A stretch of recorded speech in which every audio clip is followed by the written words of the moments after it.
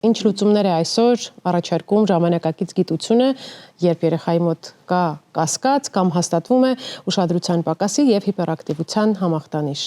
Երակոմ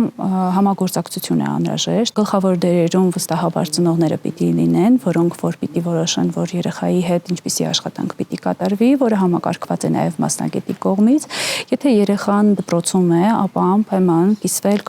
այն մոտեցմամբ եւ այն աշխատանքի մոդելով, որ նախատեսվում է երեխայի հետ անել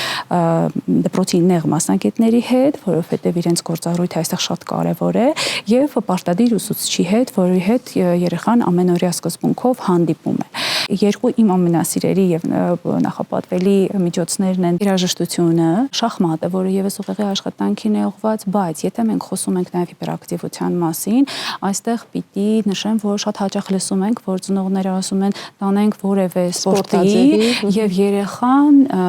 էներգիան կսպառի եւ արդյունքում ավելի հանգիստ կլինի։ Պիտի հակառակ կողմից գանք, որ այդպես չի լինում, երեխան ինչքան ակտիվ անում է, այդքան ակտիվ լինում է, այդքան էլ ակտիվանում է, բայց մենք ունենք հորմոնալ ակտիվություն սպորտային ակտիվության ժամանակ, ինքը խանգարում է եւ արդյունքում բացառում ենք այդ մեխանիզմը, որ սպորտը կարող է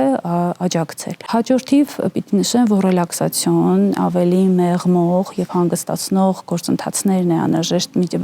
ներառել երեխայի օրակարգում, որը օրինակ կարող է լինել լողը, այն նույն սպորտաձևերից մեկի մեջ, որտեղ երեխան մարմինը շփվում է ջրային զանգվածի հետ եւ հանգստանում է, կարող է լինել նաեւ որևէ նկարչական թերապիա, ավազաթերապիա, բայց այս ամենը այդպես ամբողջացնելով պիտի պարտադիր հղում անեմ այն մտքին, որ չպետք է մոռանանք երեխայի անձնային առանձնահատկությունները։